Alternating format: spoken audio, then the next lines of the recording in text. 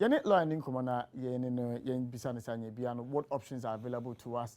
Minim contractual agreement one more any financial institutions is signing, but all my education kaka. Lawyer, it's good to have you this morning. Good morning, and thanks for having me. And good morning to your panelists in the studio and your listeners and viewers.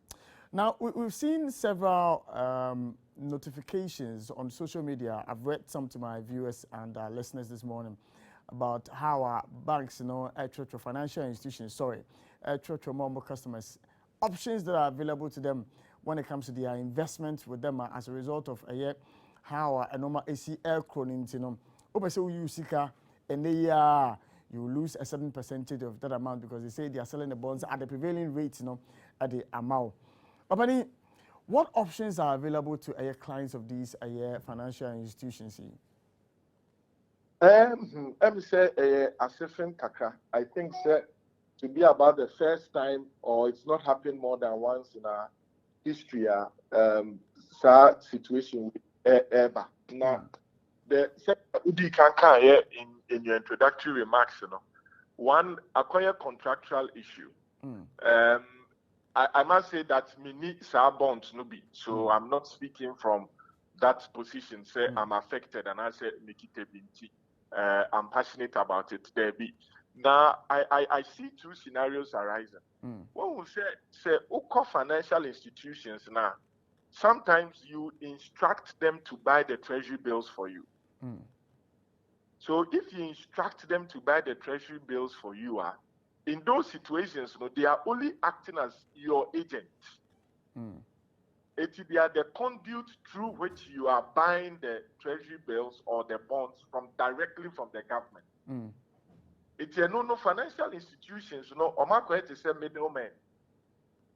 It is a government now who talk bonds no free in the government say to me entire interest and as a maturity period do not this or extend there. Your liability or your claim is to the government, not the financial institution. If your instructions to the financial institution was for them to buy you the bonds from the government.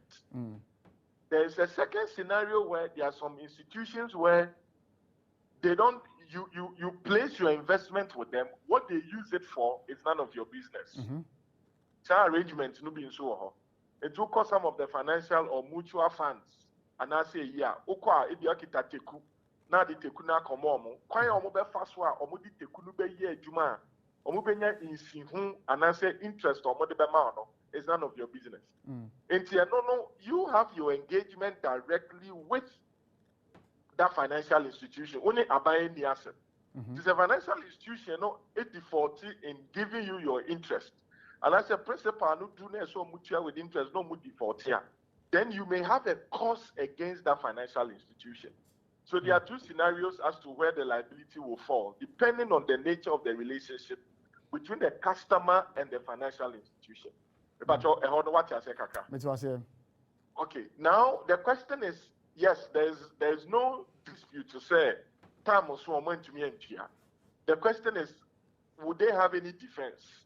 The defense I can think of in law here, and Professor Friend of Force Macano. Say, I buy back, say, time or Muji Usikano, or man, who say Russia, Beko or Ukraine. Ama affected the global financial order. Because of that, Omun to me, Emphasicano, Now, say, okay, so they are buying coconuts. Now say about crazy defense of force from against Russia-Ukraine war. The question that will now be determined is whether or not the direct impact on the Russia-Ukraine war on your investment with the government or the financial institution as it were.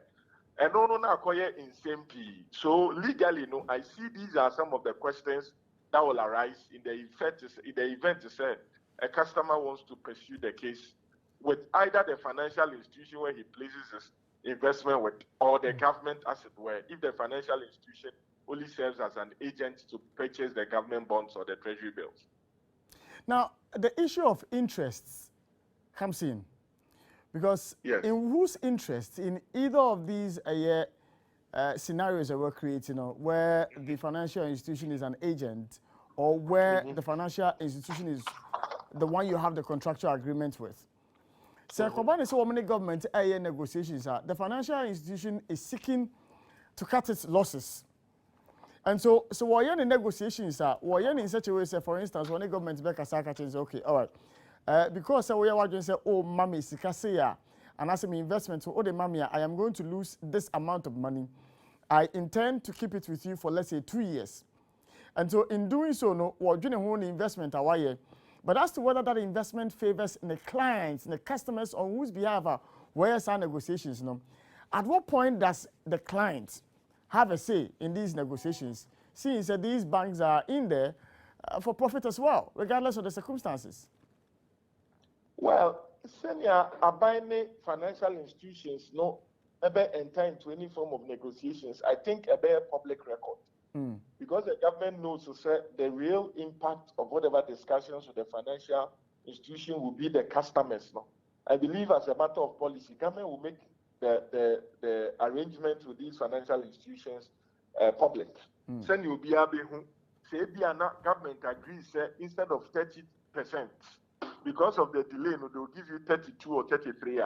It should trickle down to the end user, which will be the customer. If you financial institution cannot take advantage and then make profits because of the situation. Because I believe that as a matter of policy, the government will make it public, whatever arrangements, because government will not just say, I'm withholding your money, I will let you suffer without any form of compensation. I think that there will be some form of compensation, and the compensation will not be meant for the financial institutions. It will be meant for the customers. Now, there is one point that I felt that was missing in about 3 or 4 of these updates here banks to their clients, and that has to do with timelines.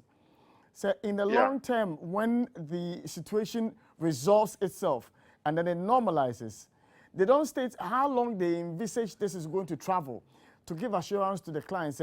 We estimate that within 2 years, within 3 years, within 5 years, this should normalize, as much as they admit these things have happened before and that they are hoping that it will self-correct themselves.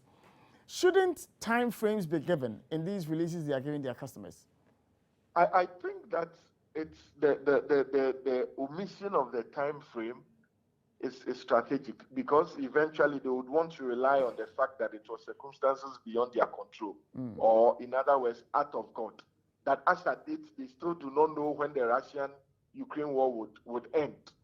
So, and I'm only postulating, that is where they seem to be coming from, because we see our buying speakers, communicators, they are all putting the blame at the doorstep of the Russian-Ukraine war, which, as we speak, is still happening. And so, because of command timeline, that's a time no Ukraine war no nyang on to me, Susana no kase. I'm not in a position to redeem the investment because the Russian-Ukraine war is still pending. Because on my timeline, he's giving us the timeline during the pendency of the war. Into Ochina said timeline no de my and do not say when to me just can. That's a war in soon chaya on to me if I want and sign the excuse. Me sure say intina or more it's strategic, intina or more my timeline. Opinion, I thought I said some last question, but final. Can I sue, regardless of it being a fault of nature or a force majeure or what? Can I sue? Sue, you can sue. Nobody will stop you from filing a writ. But the legal questions then need to be answered by the courts. All right. Bobby, what do I say? You're welcome. You're welcome. You know, Bobby Banson, you know, Eddie Nkomo, or a lawyer, or the Kakra